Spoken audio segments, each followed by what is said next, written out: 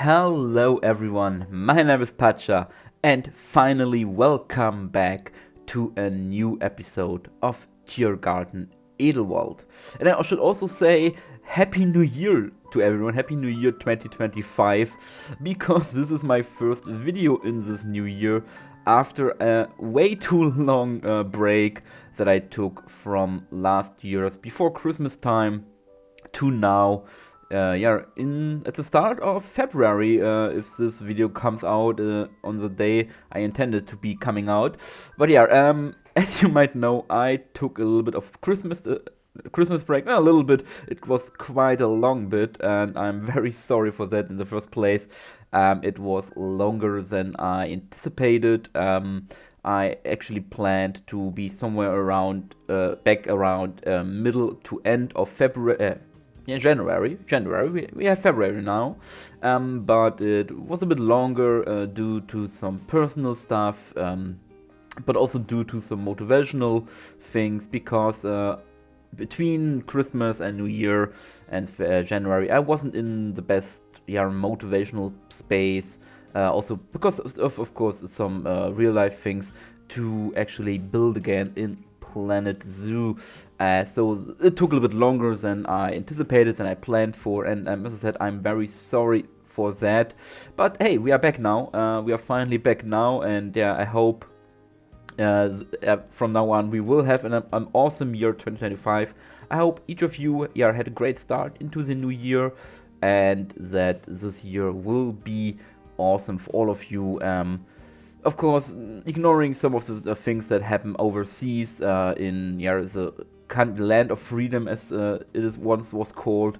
We ignore that. We look positively into the future and make the best of what we have right now. But we are back with a new episode of Tiergarten Edelwald, and we are finally building for the animals, plural, that you guys voted for in our first and last so far vote for this zoo. That was before Christmas time. Before the last video, I asked you which animal you like to see first, either the hippopotamus or the sun bear combined with the binturong.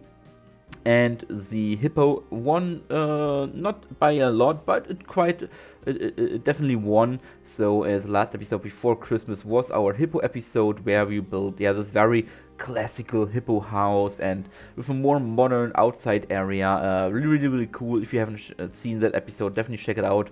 It was really a nice build, and I really like how it came out in the end. And of course, the second place was the sun bear and binturong, and that is what we are doing today. As promised, we are building for these two animals today, and we are starting here with the barriers itself, but we will start then with the binturongs.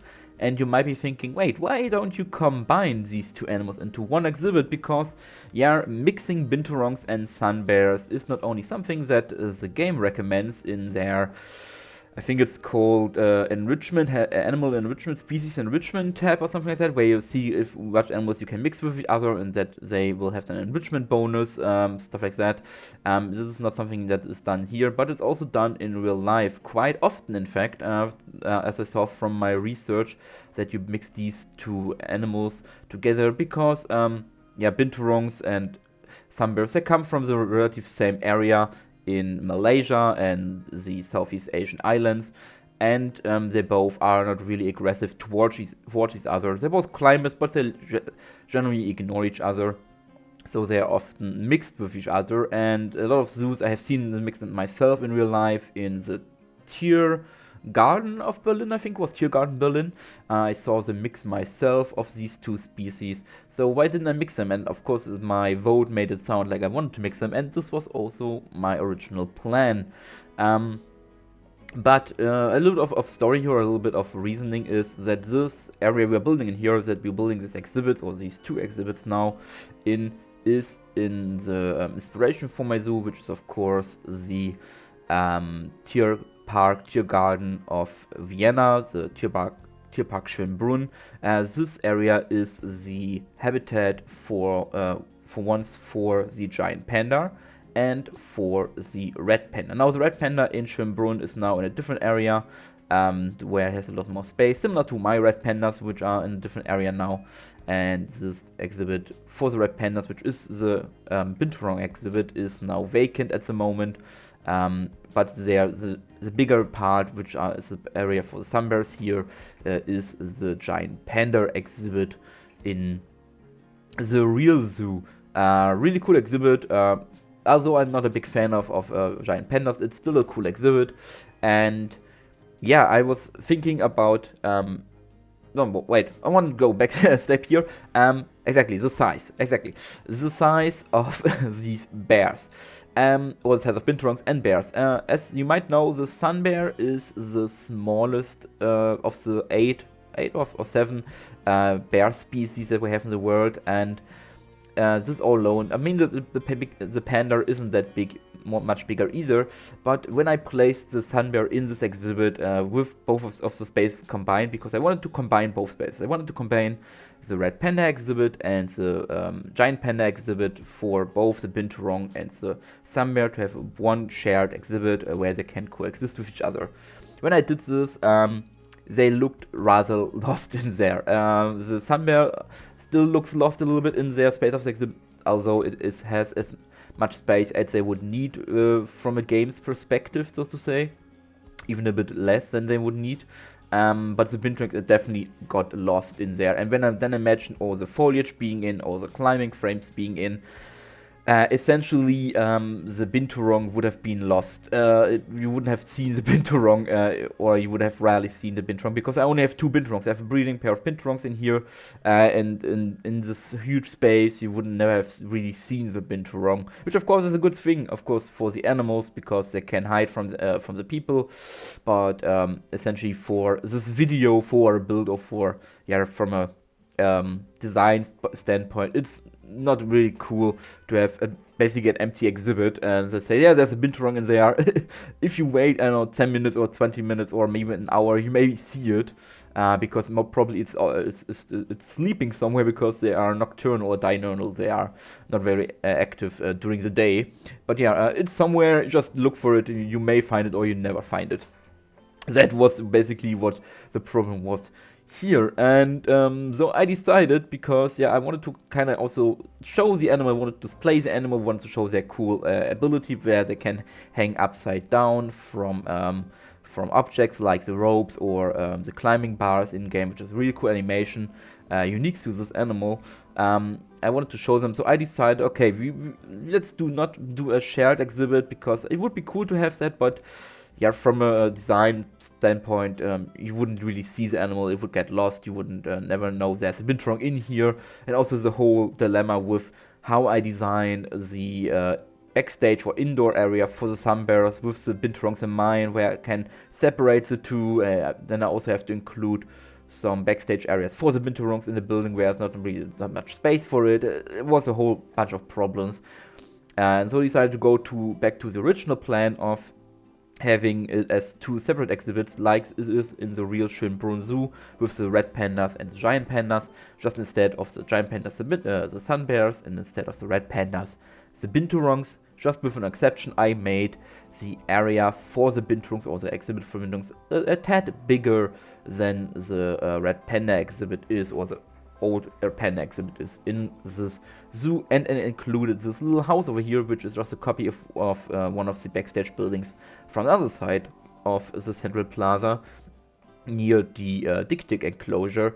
I decided to include this as a backstage area, or a backstage indoor area for the binturongs, because I quite frankly don't know if there is even an indoor area for the red pandas in this old exhibit.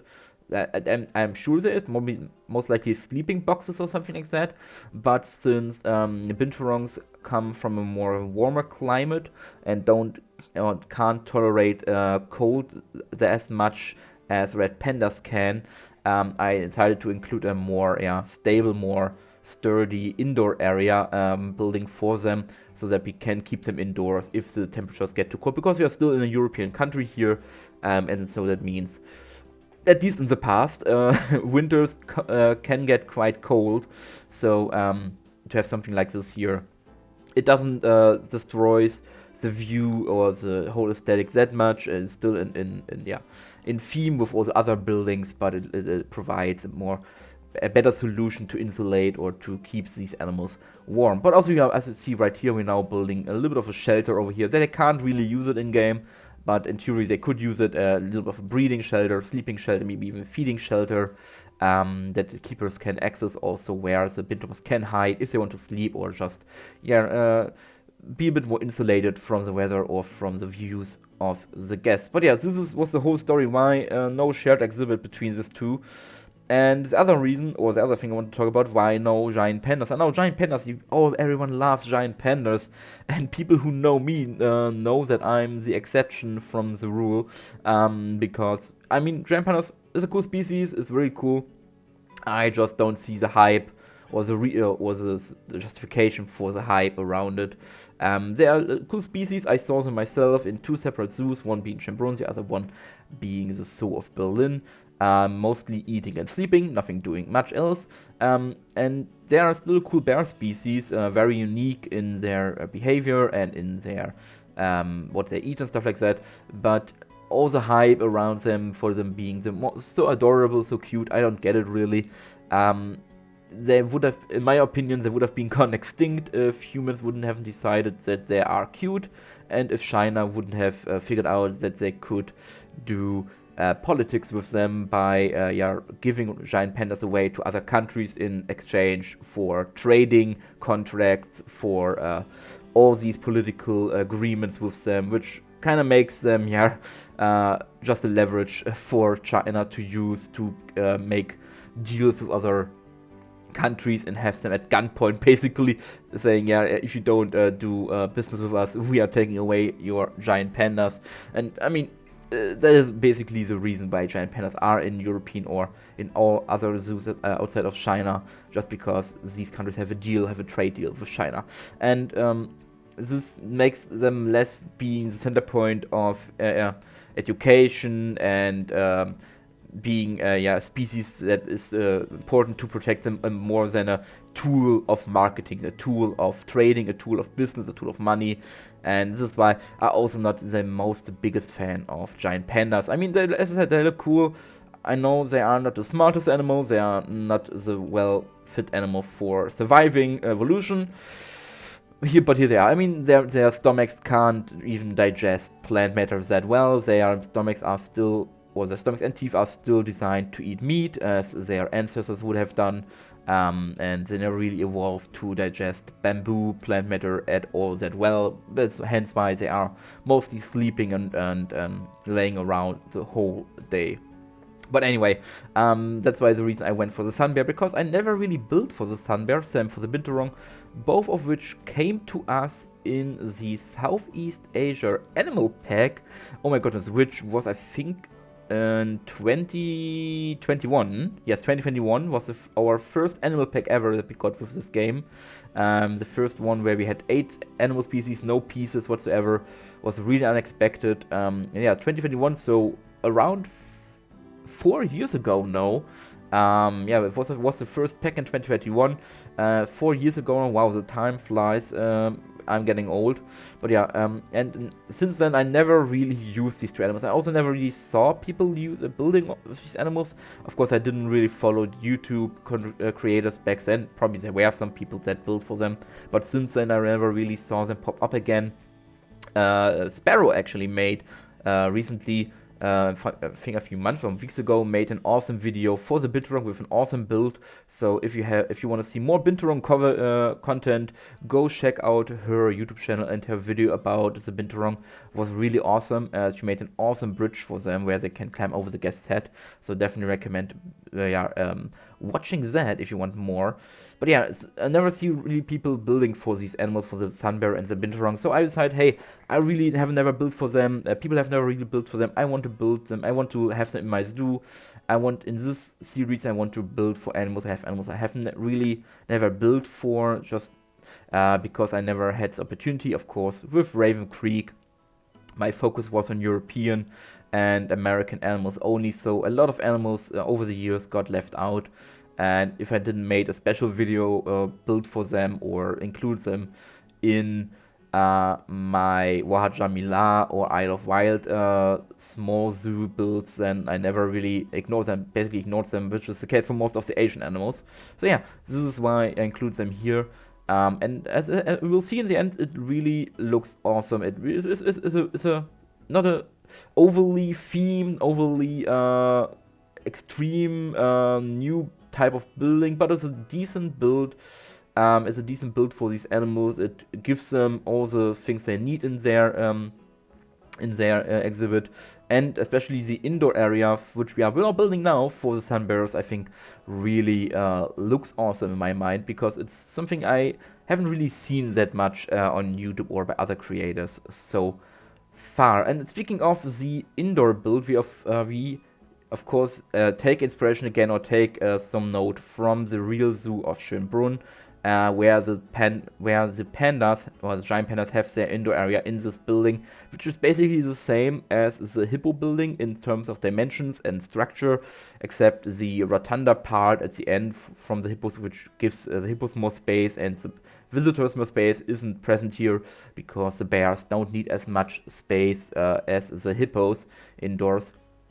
So this has more of a flat end to it, and that is also where you have the entrance doors for the guests for the indoor parts, because the doors on the left and the right, that were the access areas for the hippo building, yes, are closed off in this building, because they are used, or the space behind there to the left side, these parts here now, is used also as part of the backstage, or the backstage holding area for these bears, which we will not build. We will place some of these, I think they are called the butterfly nets, from the butterfly building that we got with grasslands. We use them to kind of block out the windows, but I will not build an intricate indoor caging system with cages for the bears and stuff like that. I will place some fake doors onto the showcase indoor area. So there will be a showcase indoor area, and then some more behind the scenes cages for them, probably also with the breeding chambers, not breeding chambers, but the baby chambers where the mother keeps her cubs for the first months and stuff like that. But I will not build them. We will just build the showcase part, which is visible for the guests, basically, which is also something just the stuff I saw when I was there and visited that part.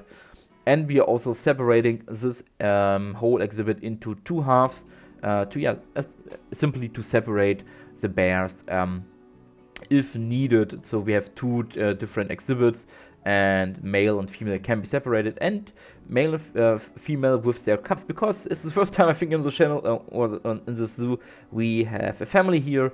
I decided to breed my sun bears to have a baby sun bear with the mother, because that the sun bears look quite lost in the size or in the space of this exhibit. And so I decided to add one more sun bear, and since we can't have more than two, which is of course normal, you don't have more than two bears usually, apart from when they are siblings, I decided to breed them so that we can have a little family with a baby, which is of course is also adorable. Also, we will take out one of the doors from the part, so we have only two doors left, which lead to the two parts of the exhibit.